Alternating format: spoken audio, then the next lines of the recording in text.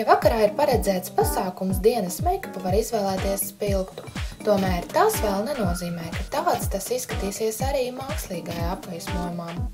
Šajā noslēdzošajā sērijā stāstīsim par to, kā dienas meikapu pielāgot vakaram. Vakara meikapā varam pastiprināt akcentus, ko izcelām dienas grimām. Ja likām tumšo pūdri vaigu kauliem, vakaram var izmantot par 2–3 toņiem tumšāko toni. Vaigiem uzklāsim vairāk sārtuma un neaizmirsam izmantot mātējošos līdzekļus T-zonai, lai āda nespīd.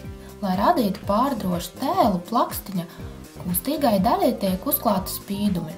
Kad acis ir vaļā, tie nebūs redzami, bet pievērot acis piedos vilinošu niansi. Sākumā uzklājam līdzekli, kas noturēs spīdumus.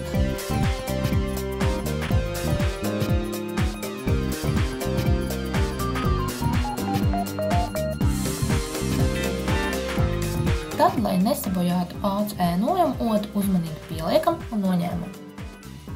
Pēdējais striks ir atstarojošais pūderis, kas ādai piedod veselīgu mircumu. Mūsu gadījumā šo funkciju pilda perlamutrs. Lūpas akcentēsim ar spīdumu, uzliekot to lūpu centrām.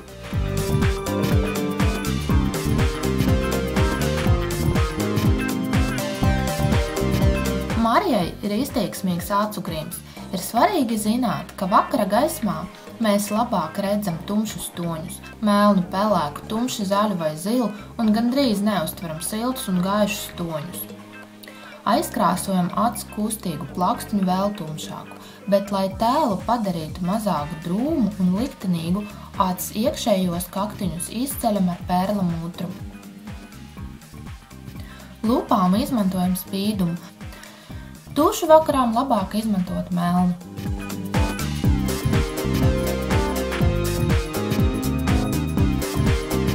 Valērijas piemērs ļoti labi demonstrē klasisku dienas grimu, kas nebūs pamanāms vakarām.